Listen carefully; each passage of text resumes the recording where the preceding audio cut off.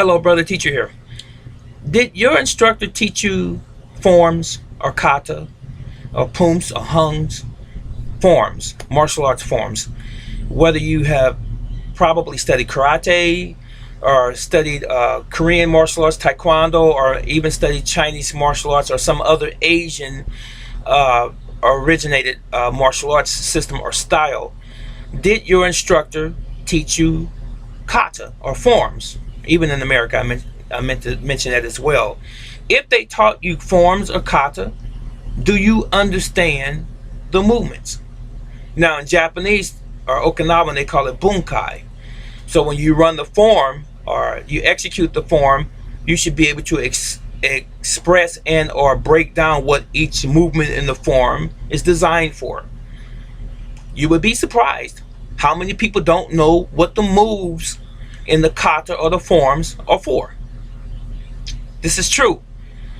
I am an example of someone that in my earlier years when I studied a particular martial arts, I won't mention what it is right now, and nor will I mention my instructors, they told our class that the moves meant a certain thing. And I come to find out many years later that that was not accurate. They were not actually meant for what they were told to us. In other words, they taught us a particular block or a particular movement in a form, and they said, well, if a person grabbed you this particular way, you're breaking a hold, or if a person came at you this way, you're blocking. That wasn't true. Now, one of two things happened.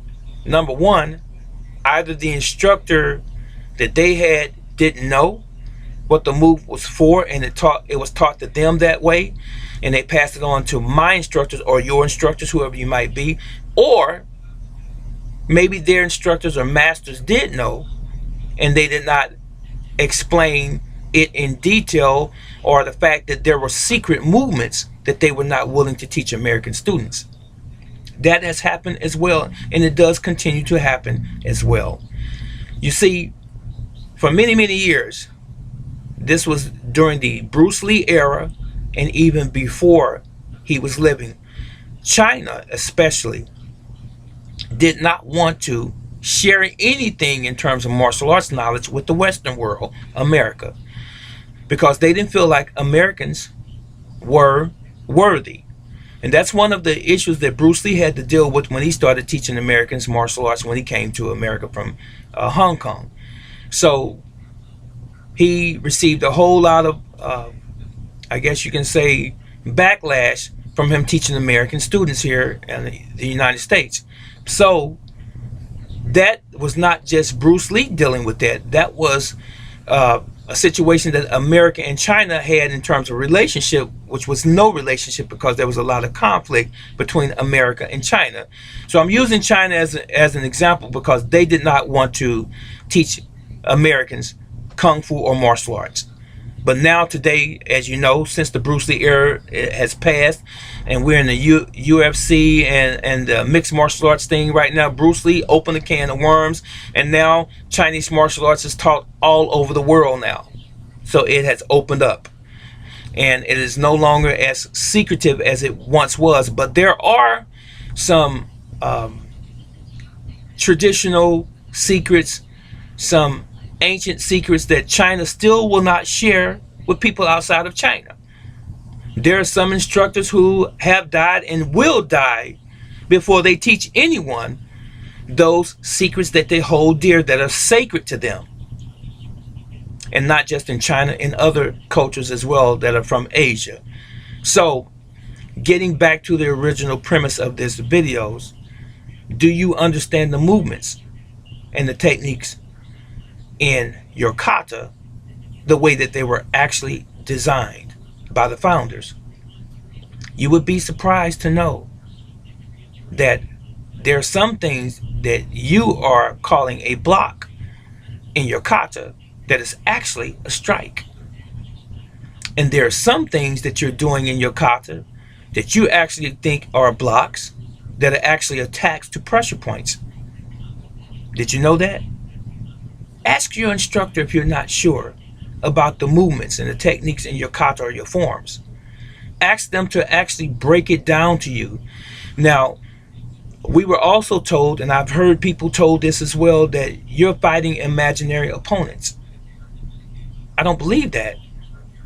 I believe that that's an aspect of training where you envision that someone is attacking you, because I use that sort of self-actualization or visualization exercise with my own students. Howbeit, I personally teach concepts. Shortest distance between 2 points is a straight line. It's also directness. If I'm standing here in my stance, you won't see me draw my hand back and punch. I'll punch from where I am. A lot of martial arts systems will not break these things down in a clear, concise way for the student to understand.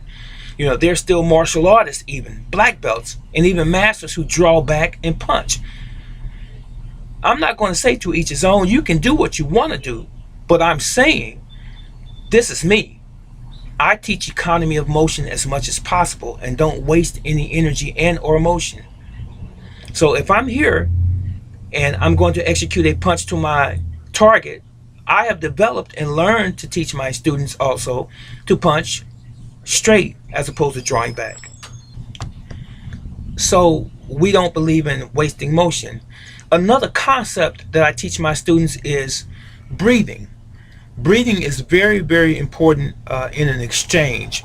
Breathing is a normal function of the human body. Of any living organism, we have to breathe, right? So we have to learn how to expel into the enemy, or into the opponent, if you will. Excuse the term enemy. But there can be people who could be your enemy. But anyway, the opposition or the adversary, if you will, the assailant. So when you punch, you don't hold your breath. It's or a kia or kiyop or a battle cry or a yell, whatever you want to call it. That is a concept that's based on nature, right? The other thing is a concept also is the stare or focus, shisun, kimi, if you will. You looking at your opponent when you're in your position and you study your opponent with your eyes. You're watching movement. You're analyzing your opponent's movements and or their body structure. You know, you're watching for the mechanics of the body.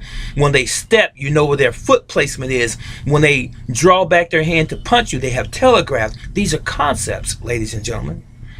You don't just stand there in a encounter and you just start throwing techniques hoping something's going to land. Do you understand that this is what your kata are designed for? More concepts as opposed to an imaginary opponent there.